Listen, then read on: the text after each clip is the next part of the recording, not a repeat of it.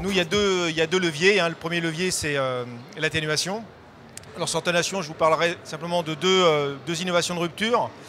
Vous avez tous entendu parler de Wattway, je pense, ces derniers jours. Wattway, c'est la route solaire.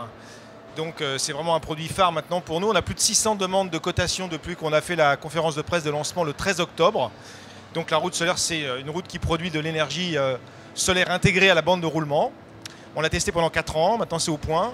Et on souhaite la vendre dans le monde entier. Donc, ça, c'est une bonne solution d'atténuation dans la mesure où on va pouvoir produire de l'énergie solaire intégrée à une infrastructure qui existe déjà, donc qui n'a pas d'empreinte au sol autre que de ce qui a déjà été utilisé par la route.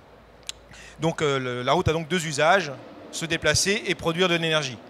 Donc ça, c'est vraiment une innovation de rupture qu'on a exprès lancée pour la COP21.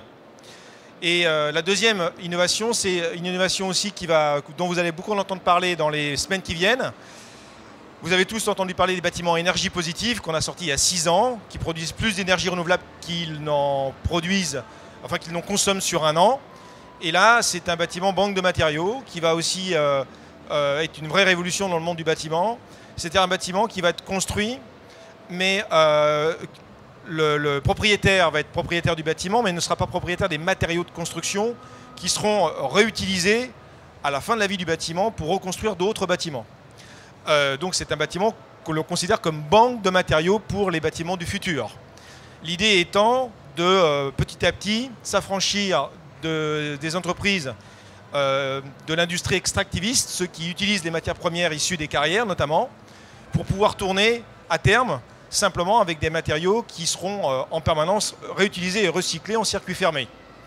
Ce qui permettra donc d'éviter d'avoir une empreinte sur les écosystèmes.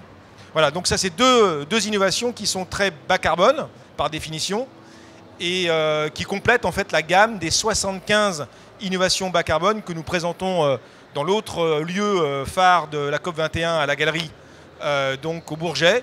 Et je vous invite, si vous voulez voir ces d'autres solutions, de vous déplacer jusqu'au Bourget pour découvrir nos différentes thématiques. Voilà, merci.